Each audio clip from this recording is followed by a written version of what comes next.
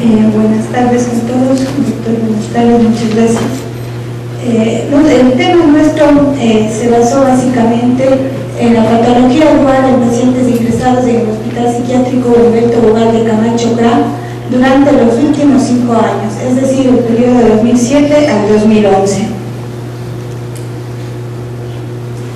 El problema que nos planteamos, no hay suficientes datos estadísticos dentro del país, hay una pobre socialización de los problemas duales de nuestro medio, pacientes sin diagnóstico adecuado, repercusiones clínicas y costos asistenciales, hospitalizaciones prolongadas de cuadros psiquiátricos y frecuentes recaídas en cuadros asociados al consumo de sustancias. El objetivo general que nos planteamos en este trabajo fue cuantificar la presencia de patología dual en pacientes ingresados durante los 5 últimos años en el Hospital Psiquiátrico Humberto Ugalde Camacho. A su vez, comparar variables sociodemográficas y clínicas entre el grupo de patología dual, tanto en el área de adicciones como en el área de psiquiatría durante este periodo 2007 y 2011. Cabe recalcar que el hospital psiquiátrico cuenta con estas dos áreas, tanto la área de adicciones netamente y la área psiquiátrica. El objetivo específico, indicar la combinación de patología dual más frecuente al regreso de los pacientes en el Hospital Humberto Ugalde Camacho, cuantificar la prevalencia de los diferentes tipos de patologías incluidas dentro del complejo patología dual, conocer la distribución sociodemográfica de patología dual en nuestro medio. La teoría, el concepto se desarrolla a partir de los años 80, señala la asociación en un individuo de un trastorno psiquiátrico del eje 1 según el DSM y un trastorno por abuso de dependencia de sustancias psicoactivas. Cabe recalcar, aquí el eje 1 se basa básicamente en lo que es el diagnóstico psiquiátrico, porque el diagnóstico multiaxial, como sabemos, son 5 ejes que abarcan. El primero sería la patología psiquiátrica, el segundo la personalidad, el eje 3 es que hay alguna enfermedad médica asociada, el eje 4 los estresores y el eje 5 la escala global de actividad. El concepto de dualidad no se refiere al número de trastornos presentes, sino a la distinta naturaleza de las alteraciones diagnosticadas. Cuando se habla de patología dual, se quiere hacer especial hincapié en que los dos tipos de trastornos están presentes de forma independiente en el momento de hacer el diagnóstico clínico. Claro que no son, que estas patologías no sean inducidas a su vez por la misma sustancia. El tipo de estudio que hemos realizado se trata de un estudio retrospectivo con componentes descriptivos y analíticos, basados en la revisión de diagnósticos del Departamento de Estadística al momento del egreso del paciente del Hospital Psiquiátrico Humberto Ugalde Camacho durante el periodo 2007-2011. El universo. Para el estudio se incluyeron 1.986 pacientes hospitalizados desde el año 2007 al 2011. Esto en las dos áreas, tanto adicciones como el área de psiquiatría. Los criterios de inclusión. Pacientes con 2 o más diagnósticos con componente de patología dual al momento del egreso entre el año 2007 y 2011. Los criterios de exclusión. Pacientes con más de un ingreso en las dos áreas del hospital durante el periodo de estos 5 años. Es decir, los pacientes que tuvieron una segunda hospitalización en este lapso de tiempo no entraron dentro del estudio. La segunda inclusión fueron pacientes en los cuales el trastorno mental está relacionado con una condición médica, por ejemplo, un hipertiroidismo, puede ser también con una lesión cerebral, un retardo mental, o este sea inducido por la misma sustancia consumida.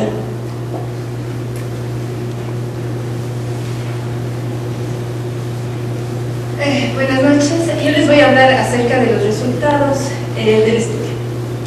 En el primer cuadro podemos ver de la totalidad de los 1986 pacientes, apenas 305 formaron parte del complejo patología dual.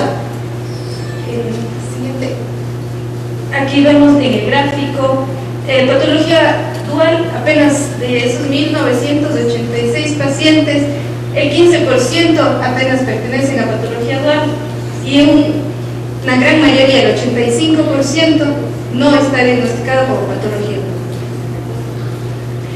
Esto es lo que sucedió en los diferentes años, desde el 2007 al 2011. Del universo de pacientes atendidos en el 2007, apenas el 14% fueron con diagnóstico de patología dual. En el 2008 el 12%, en el 2009 el 18%, para el 2010 cae los diagnósticos de patología dual y para el 2011 tiene un repunte al 20% de todos los pacientes ingresados del centro. En este cuadro podemos ver la distribución por edad de los pacientes y podemos ver que la edad que tiene su gran mayoría de los pacientes con patología dual está entre los 15 y los 25 años, los más jovencitos.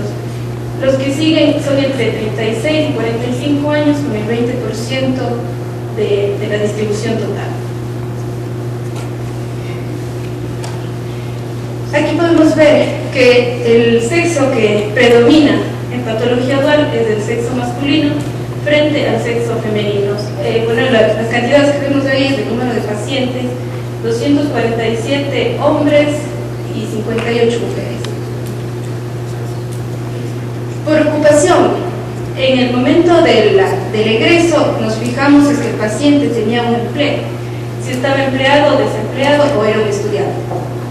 La mayoría de pacientes estaban empleados en ese momento del egreso, 63.93%, los que siguieron en el orden descendiente, los desempleados 27.21% y los estudiantes en el 8.85%.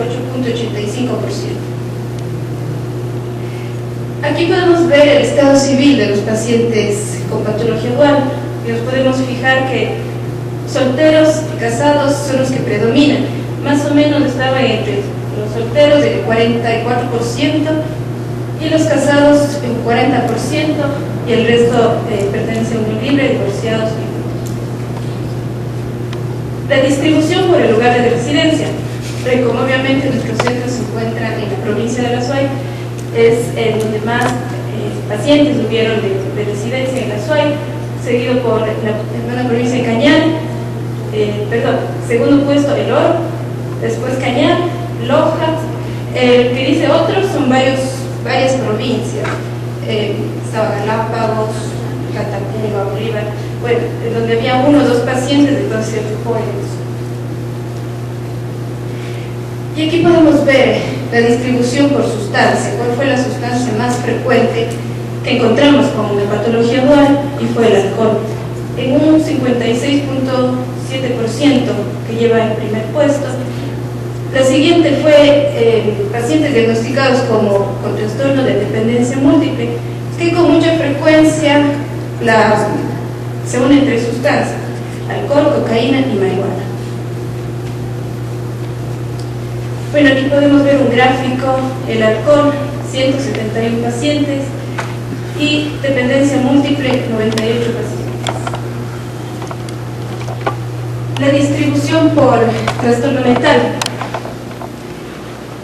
Aquí me llamó mucho la atención, bueno, la depresión siempre va más o menos con las estadísticas mundiales, que es una de las principales enfermedades que pertenecen a la patología dual. Y lo que me llamó la atención, bueno, a todos los que hicimos el trabajo, fue que los trastornos psicóticos fueron los segundos. Para agrupar a los trastornos psicóticos, bueno, dentro de este grupo están todos los que son trastornos esquizoafectivos, esquizofrenia y trastornos delirantes. Fueron el segundo puesto, bueno, y los que siguieron, el tercer puesto es de trastorno afectivo bipolar, y en cuarto puesto estaba el trastorno de ansiedad.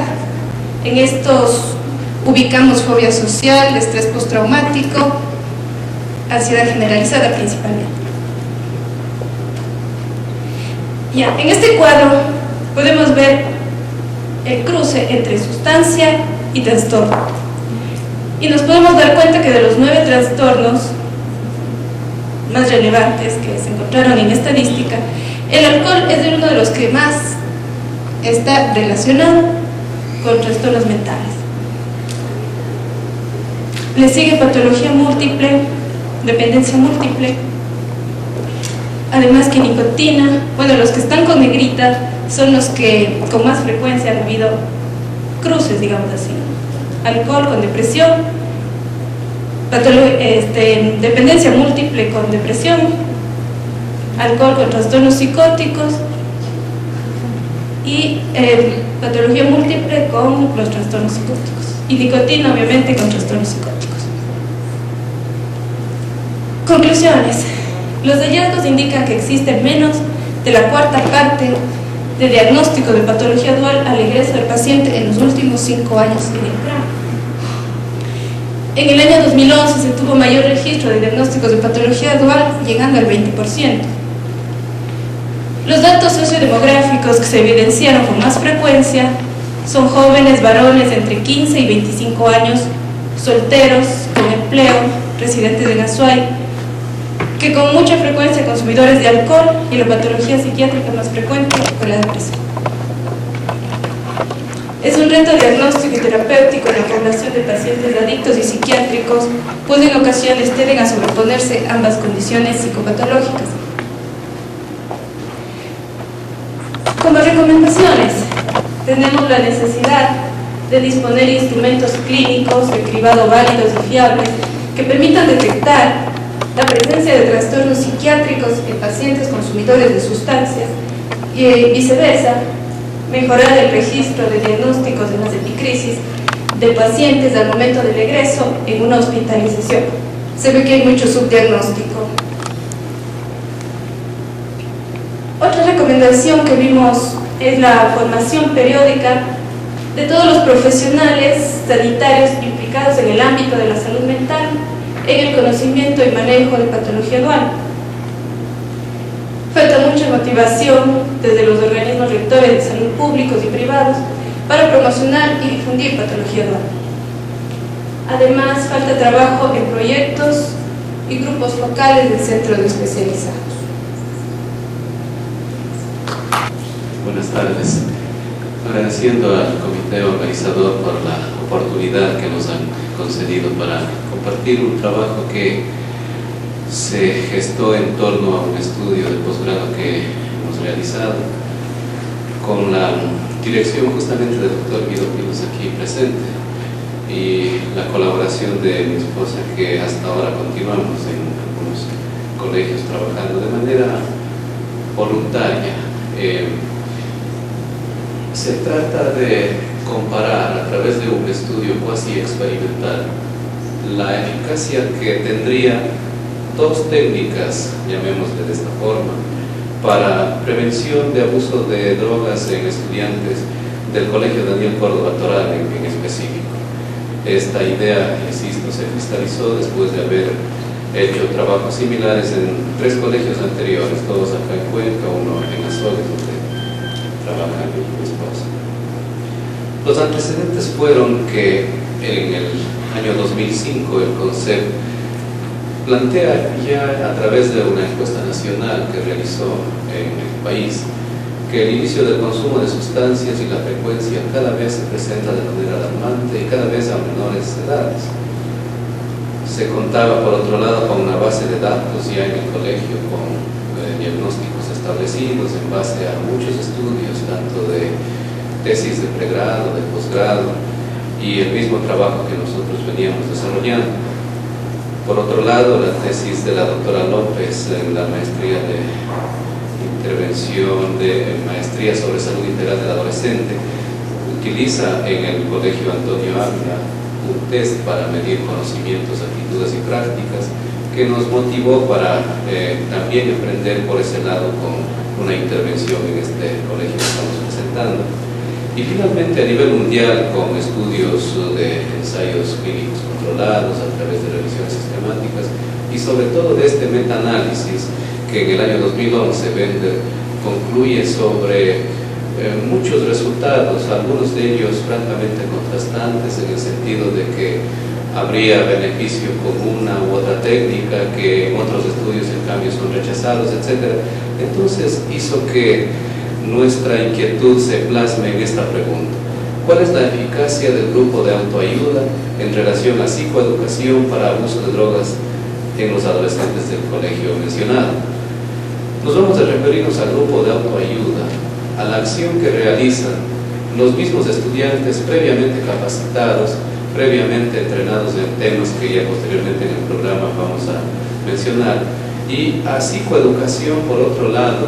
Nos referimos con este término, obviamente nos dificultó mucho escoger un término adecuado, pero con esto lo que queremos referirnos es a la típica acción de la charla que hace un médico, que hace un profesor sobre un tema determinado en búsqueda de generar una motivación o un cambio en conocimientos, actitudes o prácticas de los estudiantes.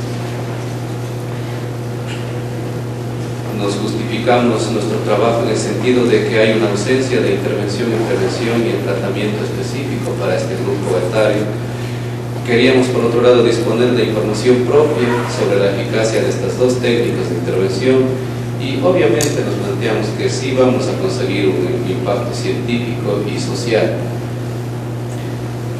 La base teórica, pues encontramos múltiples recomendaciones, tanto en los manuales de intervención que sugiere el Ministerio de Educación, el Ministerio de Salud y obviamente la literatura a nivel de psicología, de psiquiatría dentro del campo de las adicciones.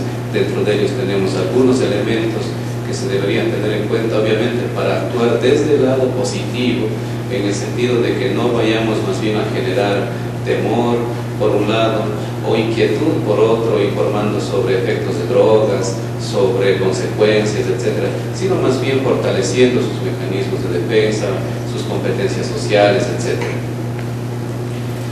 Al tratarse de un estudio cuasi experimental, las variables independientes serían psicoeducación y grupo de autoayuda.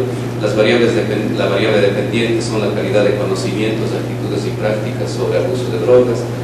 La variable moderadora es la edad y las variables de control son las actividades de las psicólogas educativas, ya que en este colegio cuentan con este personal que interviene con actividades obviamente más en el campo educativo, pero de alguna forma podría tener algunos contenidos conceptuales sobre lo que es el abuso de drogas.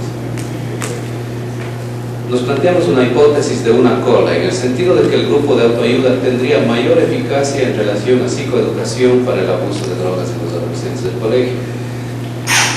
Los objetivos generales, obviamente, que estamos repitiendo, y los específicos. El segundo objetivo, quizás es el nuevo que aquí le aclaramos un poco más, es en relación a determinar los cambios en los factores de riesgo y de protección en los grupos. Un estudio cuasi experimental en el que la muestra está constituida de la siguiente forma. El marco muestral constituye la lista de los estudiantes con el diagnóstico ya establecido, que ya contaba el colegio, como les mencionaba. La unidad de muestreo y análisis son los estudiantes. El tamaño de la muestra se calculó de la siguiente forma: la frecuencia esperada un 20%, ya que de acuerdo a muchos estudios estos son más o menos los parámetros por donde fluctúa la eficacia y la efectividad de las intervenciones que se hacen, tanto como hemos venido compartiendo a lo largo del Congreso, con intervenciones individuales o de grupo, tanto con bajo régimen de internamiento, de comunidad terapéutica, etc. En promedio ese es el valor. El riesgo relativo de 4, muchos estudios no tienen valores claros en relación al riesgo relativo de las intervenciones, en cuyo caso la literatura de la metodología de la investigación científica recomienda el 4 cuando no tenemos una claridad para escoger por un modelo de estudio que se haya hecho en otro lugar. Con un nivel de confianza del 95%, el programa fue el EPIMPO versión 3.5.1. Para no respuestas, pérdidas y abandono se añadió 5 para cada uno de los grupos. La técnica de muestreo obviamente fue probabilística y representativa con un factor K4. Esto quiere decir que de las 359 personas que teníamos, 269 personas que tuvimos al inicio, pues para dar la opción de que todos pudieran participar, se dividió para 4. Y para formar los grupos A y B secuencialmente se fue decidiendo de una manera en la que el primero, por decirles algo, entraba al grupo A y el segundo al B, y así sucesivamente hasta completar los 45 cada uno. Los criterios de inclusión: todos los estudiantes con diagnóstico de abuso de sustancias de entre 11 a 19 años de edad. Se excluyó a los estudiantes con comorbilidad o en condiciones en las cuales no podían participar por ausencia, etc. Aunque este dato fue mínimo, como vamos a mencionar también adelante. En los aspectos bioéticos se obtuvo el asentimiento informado de los estudiantes menores de edad y el consentimiento informado de los adultos. La autorización del colegio, obviamente. En este estudio consideramos que no hubo riesgos, sino solamente ventajas. Obviamente los que no pudieron lograr mayor ventaja, pues fue mínima, pero riesgos no hubo con la intervención. Este es el diagrama del flujo de los participantes. Como vemos allí, hubieron solamente 2 pérdidas en el seguimiento, y el análisis se hizo con la última observación observada, es decir, 45 para cada uno de los grupos. Las 2 pérdidas fueron del grupo B, que estuvo a cargo de la intervención con los mismos estudiantes. Las técnicas: se partió con el diagnóstico de abuso, que fue realizado con el DSM-4, el texto revisado. La capacitación de los pares fue con el apoyo del médico y de mi persona, el médico del colegio me refiero. La aplicación del test preintervención, la aleatorización para formar los 2 grupos, la intervención propiamente dicha y la aplicación del test posintervención. En el plan de análisis se codificó los datos que tuvieron que volverse cuantitativos para aplicar las técnicas estadísticas. Para determinar los cambios en el efecto en los grupos se utilizó la prueba de Student para muestras pareadas, y para determinar la efectividad antes y después se utilizó la prueba no paramétrica de McNema. La presentación de resultados se hace en tablas y gráficos con estadística descriptiva e inferencial. En los resultados en cuanto a edad tenemos este gráfico en donde vemos que la distribución es francamente normal, de acuerdo a la campana de Gauss, con una desviación típica de 1.2, lo cual nos permite aplicar las pruebas paramétricas que a continuación que ya mencionamos y que vamos a ver a continuación. De acuerdo a la prueba de chi cuadrado de Pearson, tenemos entonces aquí la P en ambos grupos en cuanto a edad y a especialidad, que todos están superior al 0.05, por lo tanto es una población muy homogénea y con la posibilidad obviamente de encontrar los datos comparativos sin mucha dificultad en relación a la influencia del azar. Voy a describir rápidamente la parte descriptiva. Las sustancias más consumidas fueron alcohol etílico, nicotina, cannabinoides y hegonina empíricamente. Esto pongo de esta manera porque fue difícil encontrar un dato real. Los chicos tendían a minimizar, a negar, etcétera. Como todos sabemos, los mecanismos de defensa impiden tener una información real. En cuanto a conocimientos preintervención, el 85% sabe lo que es una droga, lo que es abuso de drogas. El 70% saben sobre las consecuencias a corto y a largo plazo del abuso de las sustancias. El 65% desconoce sobre temas de asertividad, resiliencia y habilidades sociales. El 58% desconoce sobre el tratamiento de los efectos agudos y de rehabilitación a largo plazo del paciente adicto.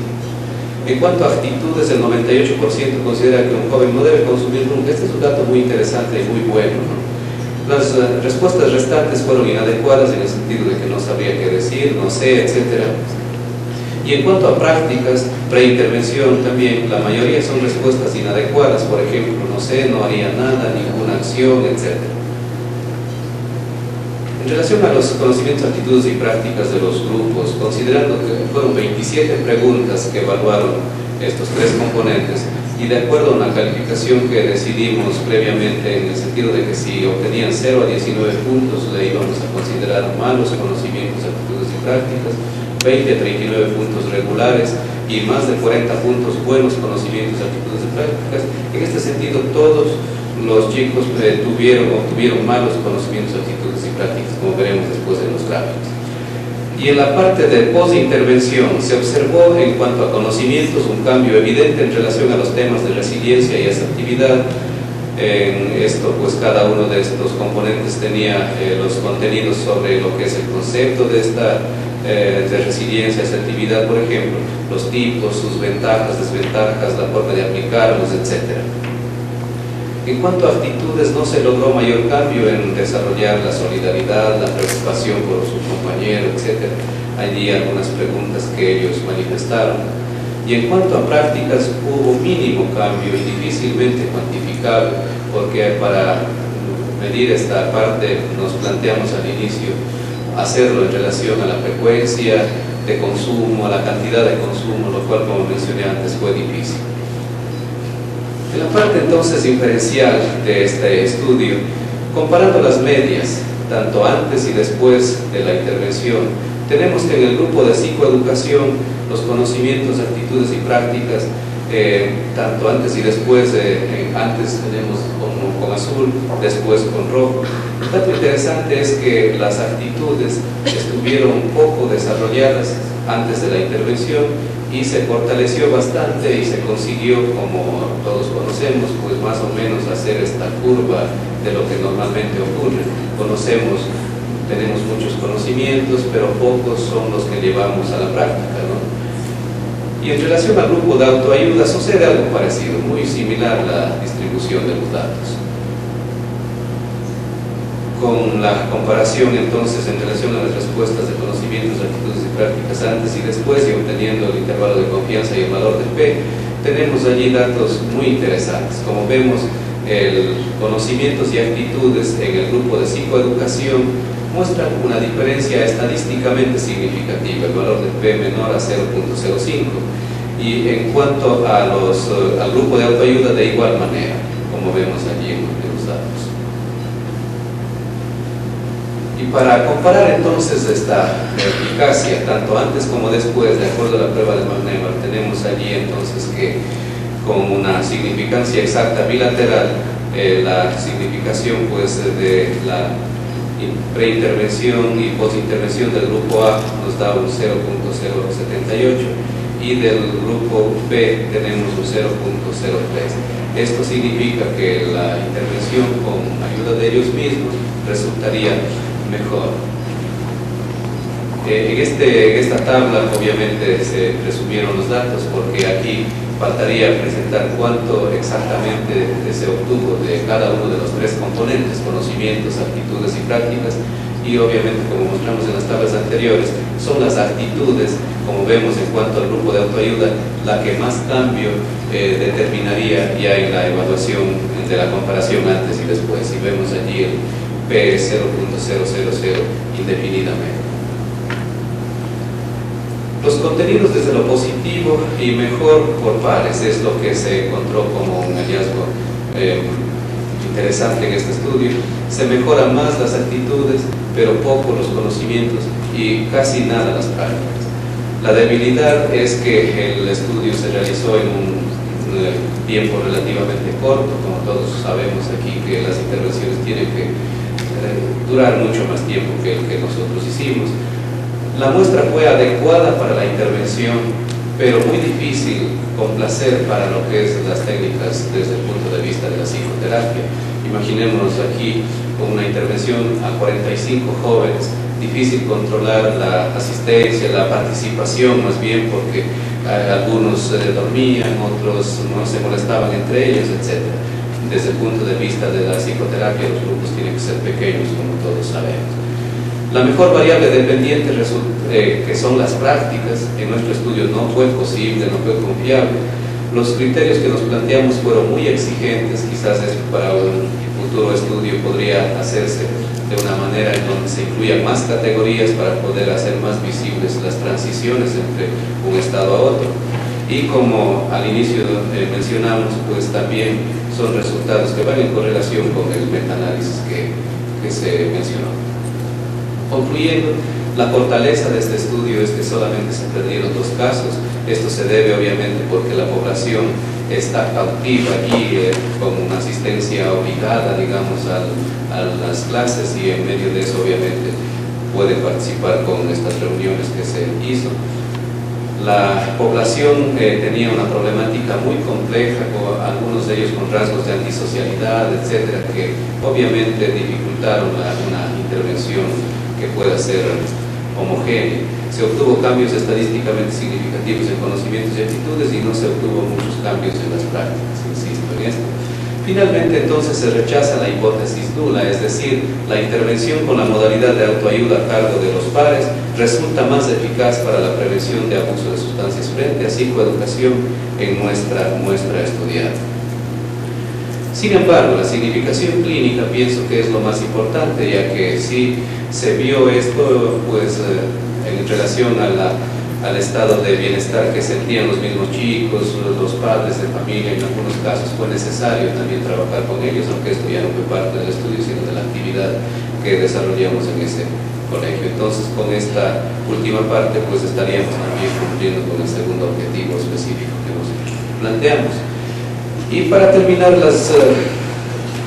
investigación, sobre todo en el campo de la psiquiatría, resulta muy difícil cumplir con las recomendaciones de la metodología de la investigación, como les manifesté. Tal vez estudios de tipo cualitativo o multimodales, como se recomienda, podrían ser de mayor utilidad.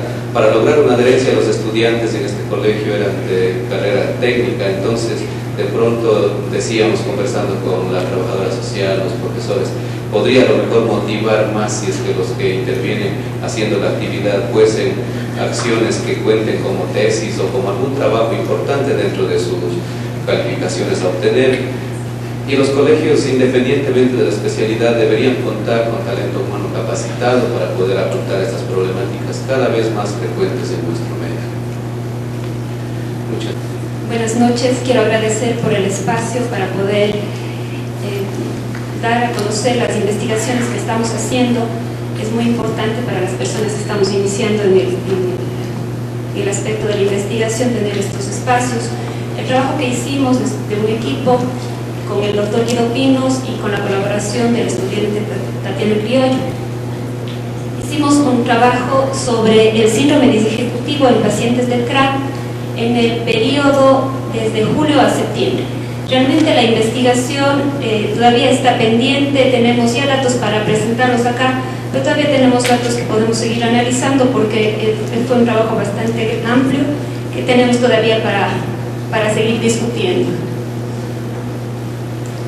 Como les decía, la investigación busca estimar la disfunción ejecutiva en pacientes con consumo de sustancias. Sabemos que el consumo de sustancias está relacionado con alteraciones en los lóbulos frontales, y los estudios dicen que existen síndrome disejecutivo en pacientes con consumo. Entonces, lo que nosotros hemos pretendido y ha sido nuestro objetivo primero es valorar si es que existe síndrome disejecutivo, y luego de un periodo volver a evaluar para ver si es que el tratamiento que tenemos en el CRAC, que es de un periodo de 3 meses, está funcionando o si hay algún tipo de mejora o si se mantiene.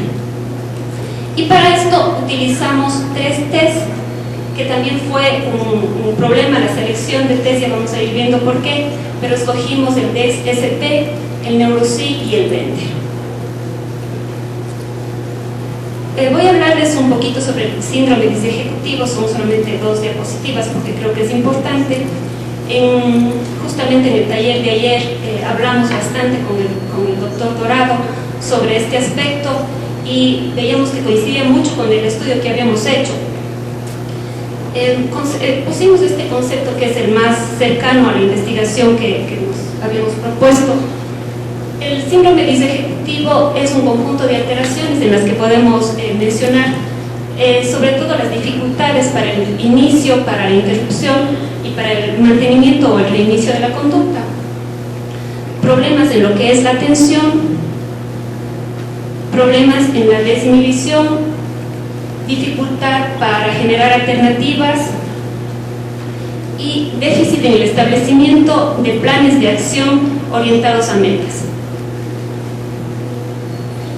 Falta de regulación en las conductas basadas en la retroalimentación, dificultades en la abstracción y la categorización, disminución en la producción del lenguaje, dificultades de la memoria, problemas en la atribución de estados mentales a los demás, que entre otros incluye alteraciones en el razonamiento social. Ayer hablábamos justo de este punto con el doctor y decía, el paciente con consumo de sustancias atribuye al otro lo que le está sucediendo y no es capaz de ponerse en el lugar del otro, no tiene capacidad para reconocer al otro. Por eso es que se hablaba de pacientes muy egocéntricos, ¿no? Creo que es bien importante esto del síndrome disejecutivo, porque habla mucho también de planificación y objetivos y metas y alternativas. En el CRA, dentro de los programas de tratamiento que tenemos, hacemos mucho énfasis en lo que es la prevención de recaídas, y en la prevención de recaídas tenemos un proceso de lo que es el plan de vida. Y en el plan de vida el paciente tiene que fijarse metas corto, mediano y largo plazo, buscar objetivos y también tiene que buscar alternativas a lo que él tiene. Si el paciente tiene un síndrome disejecutivo, muy difícilmente podrá hacerlo, ¿no? Es una cuestión que se debe tomar mucho en cuenta. Bueno, hay muchos estudios y varias evidencias del deterioro del funcionamiento ejecutivo asociado al uso de sustancias, sobre todo lo que es la cocaína, el alcohol, la heroína y los policonsumidores. Los estudios también se basan sobre todo en dos aspectos importantes, que es encontrar la etiología neurobiológica y también cuáles son las habilidades cognitivas que se preservan y las que están afectadas en los pacientes. Así también los estudios que hay varios estudios, tratan sobre la disfunción cerebral en pacientes adictos y que estas sí pueden ser reversibles, sobre todo en pacientes que tienen consumo de alcohol.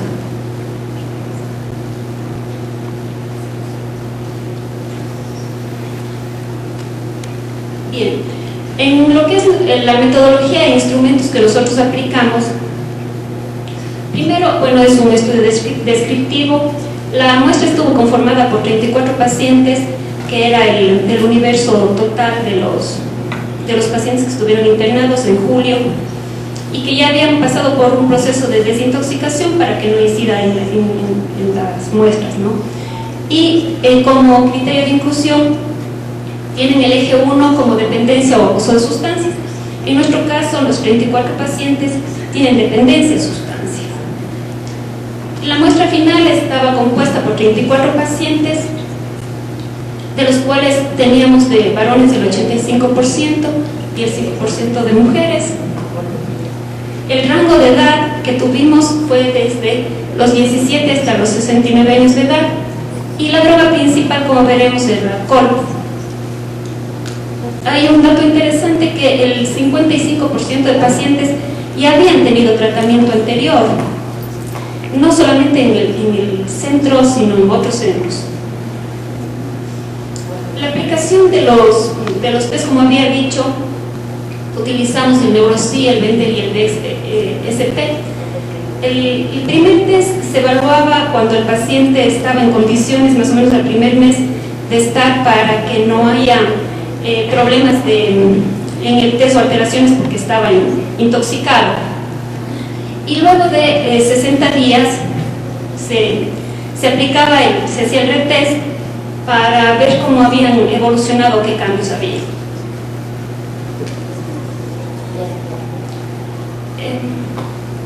He puesto esta diapositiva también porque en la investigación nos resultaba bastante complicado hacer la evaluación de las funciones ejecutivas.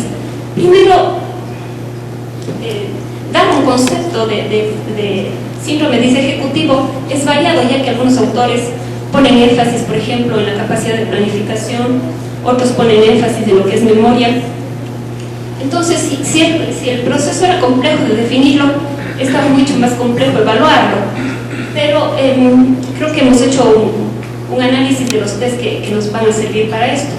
No sabíamos cuántos y cuáles test teníamos que emplear, y en estudios dicen que es necesario que se emplee por lo menos una batería de tres test.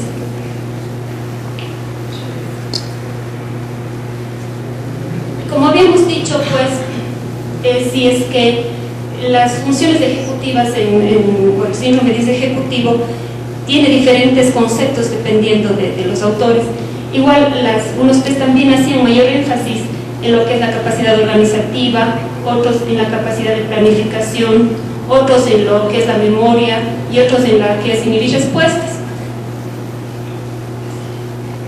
Entonces nosotros escogimos el test NeuroPsy, que es una batería neuropsicológica que mide funciones ejecutivas. Está relacionado con el concepto inicial que tenemos, en la que vamos a medir lo que es orientación, atención y concentración.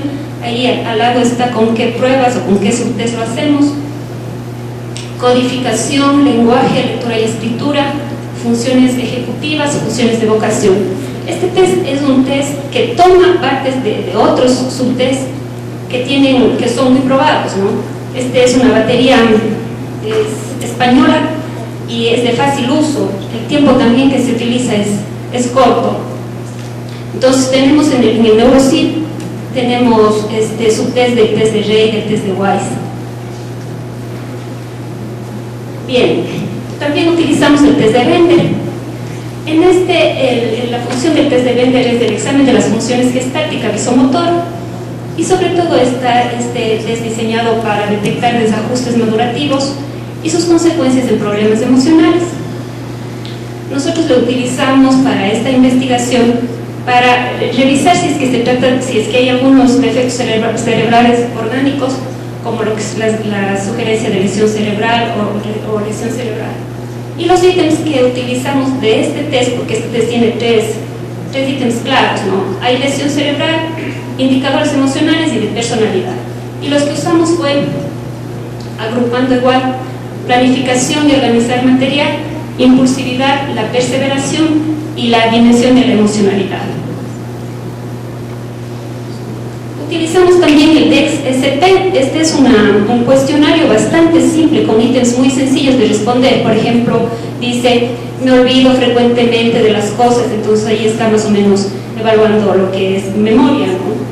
Es un cuestionario, esta es la versión española y está justamente utilizada para evaluar síndrome de ejecutivo en pacientes que consumen sustancias. Entonces, es muy interesante este test. Valora 20 ítems que tienen que ver con la capacidad de planificación, de toma de decisiones, de inhibición, de perseverancia, de impulsividad. Son 20 ítems que valora, pero sobre todo está clasificado en 5 partes importantes, que es la inhibición, la intencionalidad, la memoria ejecutiva y los factores relacionados a cambios emocionales, positivos y negativos. Los resultados, bueno, como habíamos dicho al inicio, la edad en años tenemos de 17 a 69 años, y tenemos pacientes jovencitos y pacientes adultos mayores. El inicio de consumo desde los 11 hasta los 53 años, tenemos una media de 18.47, y años de consumo, el mínimo que paciente que había era de 1 año de consumo, y el que más años de consumo era 35 años. Un dato interesante que obtuvimos también es la patología dual. Observamos ahí que tenemos un 58.8% de pacientes con patología dual y lo dividimos en dos grupos importantes, que es el estado de ánimo, donde estaban los trastornos depresivos, los trastornos bipolares y el trastorno de ansiedad. Estos dos suman pues el 58.8%.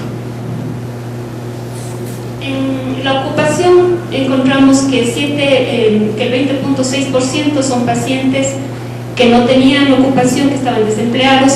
Categoría A son los sujetos que tienen altos cargos funcionarios o un nivel económico elevado, y la categoría B un estatus medio.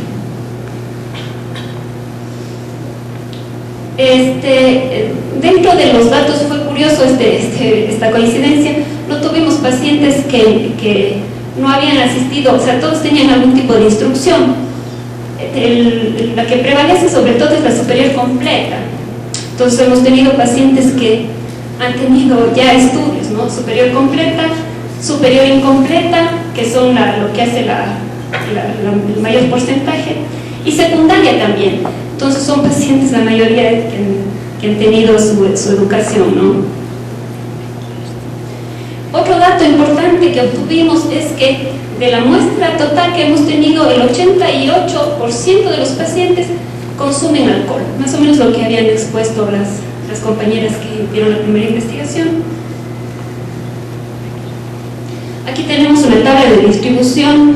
Yo le he puesto como un poquito, está un colorcito, lo que tiene que ver con alcohol son estos 7 filas, y las otras son otras sustancias, ¿no? Entonces tenemos alcohol, múltiples sustancias, y aquí ya de solo alcohol ya tenemos un 25.3%, alcohol y cocaína un 17%, y sumando esto es un porcentaje bien elevado del 88%.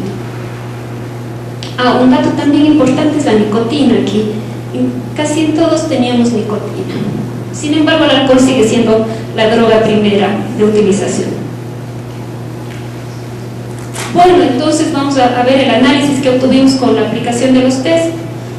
En el test de Venter realmente los datos globales eran muy parecidos, no había variación del test y del retest, pero sí había una evidencia que habían mejoras en los indicadores emocionales.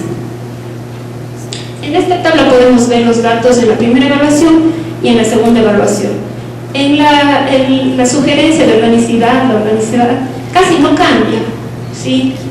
Entonces es muy poquito lo que cambia, se distribuye por ahí mismo.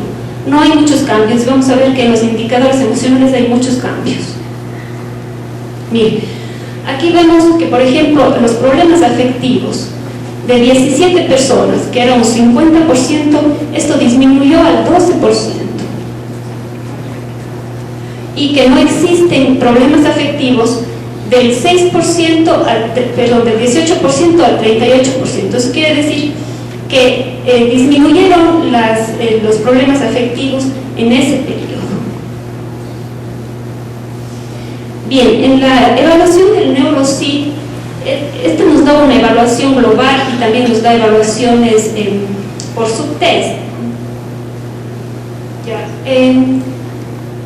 También observamos que aquí hay una parte importante, que hay una mejora, podríamos decir, en lo que son funciones cognitivas de un 59% a un 68%, y el resto de alguna forma se distribuye, pero esta sí es una clara evidencia que a pesar de los 2 meses de tratamiento o los 3 meses que están, sí existen mejoras, ¿no? Que se puede observar en la evaluación global del NeuroSeed. También un tema interesante que pudimos observar es que hay ciertos ítems que no cambian, ciertas funciones cognitivas que no mejoran o no han mejorado, inclusive se han mantenido o variaban como 1 o 2 puntos. Dentro de estas, la orientación se mantiene igual, codificación, lenguaje, lectura y escritura. Ahora, esto de la orientación era porque todos estaban orientados en tiempo, espacio y persona, y en el retest también estaban, ¿no? Pero seguramente un paciente que tenía algún tipo de otro problema podría haber sido que no. Y los test que sí mejoran es sobre todo lo que es educación o memoria, ¿no? Atención y concentración como segundo y funciones ejecutivas como tercero. Hay mejoras muy sutiles, muy ligeritas, pero que se evidencian. Y en lo que es el DEX-SP, que es el cuestionario DEX-SP, también ahí se ve muy claro que sí hay mejoras en los resultados obtenidos. Al inicio, la primera evaluación, tenemos que no presenta funciones síndrome disejecutivo el 12%. Y luego de la segunda evaluación tenemos el 18%. Y el síndrome severo disminuye del 32 al 18%. Entonces sí se pueden observar cambios, ¿no? Bueno, concluyendo, pues podríamos decir que el trabajo nos ha permitido observar la presencia de síndrome disejecutivo en sujetos con dependencia a sustancias, que es necesario la utilización de varias baterías para medir esto, que también es muy importante la evaluación del síndrome disejecutivo, porque como decíamos hace un momento, un paciente que está con dificultades en sus funciones cognitivas, en sintomatología disejecutiva, muy difícil va a poder estar bien en el tratamiento. Y también una cuestión importante que concluimos es que luego del tratamiento sí se puede es posible recuperar las funciones cognitivas. También consideramos que el síndrome disejecutivo en sujetos de consumo de sustancias puede ser reversible en algunos ítems, como habíamos visto, que se requiere más tiempo de tratamiento. Nosotros lo que esperamos es que podamos obtener nuevamente a estos pacientes para volver a aplicarlo a usted y ver cómo está el resultado luego de un tiempo mayor. Y que a través de la evaluación se puede establecer el tipo de tratamiento que se puede prestar. También es necesario saber cómo está el paciente que padece sintomatología disejecutiva para poder utilizar y diseñar estrategias adecuadas de intervención. Muchas gracias. Muy buenas noches. Primeramente quiero agradecer por la oportunidad de exponer este trabajo investigativo que lo realizó personal del Hospital Humberto Ugarte. Segundo, por su presencia y por su atención. Bueno, el trabajo, el tema es adherencia al tratamiento en pacientes del Hospital Humberto Ugarte, que se lo realizó del 2011 al 2012. Primero voy a empezar explicando qué es adherencia terapéutica.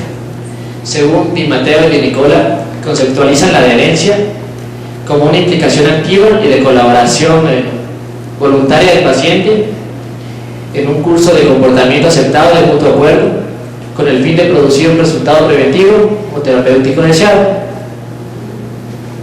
En el National Heart, Lungs and Blood Institute se señala que entre el 30 y 70% de los pacientes no cumplen con los consejos entregados por los médicos. Martin y Grau destacan que un 40% de los pacientes no cumplen con las recomendaciones terapéuticas que les dan los médicos. En el caso de enfermedades agudas, el porcentaje es de un 20% y de enfermedades crónicas o graves es de un 45%. En una investigación realizada en Cuba con 103 pacientes de varios consultorios pertenecientes al área de salud que atiende el policlínico docente Dr. Carlos Finlay del municipio Marianao de la ciudad de La Habana, se encontró que un 52.4% de los pacientes sí cumplió a cabalidad el tratamiento, destacando que la mayoría eran mujeres que no tenían empleo fijo y a partir de los 60 años en adelante. El abandono prematuro del tratamiento de salud mental es muy alto. En el campo de las adicciones, entre un 20 y un 57% de los pacientes no vuelven a terapia después de la primera sesión y un 31 a un 56% de los pacientes no llegan a las cuatro sesiones. Según Sánchez, el 39.67% de los pacientes se mantienen en abstinencia después de los 2 años de tratamiento. En la búsqueda de factores explicativos del abandono del tratamiento se han estudiado diferentes características del individuo, de su entorno familiar, social y del tratamiento. Entre los factores individuales tenemos las actitudes del paciente hacia el tratamiento y su personalidad. Para Jamison, Akiscal y Keck, factores como la edad, sexo y estado civil son muy importantes. O sea, la juventud si es de sexo masculino y estado civil soltero. En estudios realizados por Domínguez, Martin y Cole para conocer las causas del abandono de su tratamiento, se concluye que el 29% alegaron no requerir más tratamiento por haber alcanzado sus objetivos, un 32.3% por incompatibilidad con el trabajo o cambio de domicilio, el 22.6% de deficiencias en el servicio y 9.7% falta de motivación para seguir las pautas del tratamiento. Objetivos de la investigación: conocer los índices de prevalencia y factores asociados a la adherencia terapéutica en pacientes de las salas de adicciones y psiquiatría del Hospital Humberto Ugarte. Metodología: se revisó un archivo de las historias clínicas de 102 pacientes internados en el Hospital Humberto Ugarte en los servicios de psiquiatría y adicciones durante el primer trimestre del año 2011 y se evaluó el cumplimiento de actividades de consulta externa que se desarrollaron hasta el septiembre de 2012. Los datos fueron recogidos en un formulario que incluía datos personales, diagnóstico, tratamiento y seguimiento durante un año de su alta. Resultados de análisis. El grupo estudiado estuvo conformado por 102 pacientes, de los cuales el 73.8%, que equivale a 76, eran del sexo masculino, y el 26.2%, 27 pacientes, del sexo femenino. La mayoría estaba integrada por personas cuya edad oscilaba entre 45 y 60 años de edad, con una media de 40.4. Un 67% proceden del área urbana y un 66% son subocupados o desocupados por el nivel de instrucción. Por la instrucción. La muestra está igualmente distribuida en los diferentes niveles de capacitación. De estos pacientes, en un 46.6% estaban internados en el área de psiquiatría y un 53.4% en el área de adicciones. Resultado de análisis. En cuanto al diagnóstico, presentan alcoholismo 28, pacientes, que equivale al 27.2%, consumo de drogas varias 11, que equivale al 10.7%, pacientes duales 19, que equivale al 18.4%, y otros trastornos psiquiátricos 41, que equivale al 43.2%. Entre los pacientes de edad promedio de inicio de la enfermedad era de 21.2, con 15.6 años de enfermedad. Un 53.3% de pacientes no acudió jamás a la consulta externa luego de su alta, en tanto que lo hacen de manera irregular un 22.3% y lo hacen adecuadamente un 19.4%. En el área de psiquiatría, un 50% de pacientes no acudió jamás a la consulta externa luego de su alta, en tanto que en adicciones no lo hacen en un 68.5%. En relación al sexo, no acude a la consulta un 44.41% de mujeres y un 62.6% de varones. De acuerdo con su procedencia, no acuden un 57.3% de la ciudad y un 58.8% de origen rural. No existen diferencias en relación al nivel de instrucción. Conclusiones. El 41.7% de pacientes mantienen un adecuado seguimiento o adherencia al tratamiento prescrito al cabo de un año de su alta, cifras que son compatibles con las encontradas en otros estudios internacionales. Existe una mejor adherencia en pacientes del área de psiquiatría, 50%, en tanto que en adicciones lo hacen tan solo un 31.5%. Conclusiones. Entre los factores que favorecen la adherencia tenemos los siguientes: sexo femenino, patología de psiquiatría, procedencia, no hay diferencia, no existen diferencias en relación con su nivel de instrucción. Recomendaciones. Desarrollar un programa para motivar al paciente para que se mantenga en el tratamiento. Incluir a la familia en la actividad educativa. Fortalecer las actividades de seguimiento en la comunidad y profundizar los estudios sobre esta temática para procurar mejorar la eficacia del tratamiento desarrollado.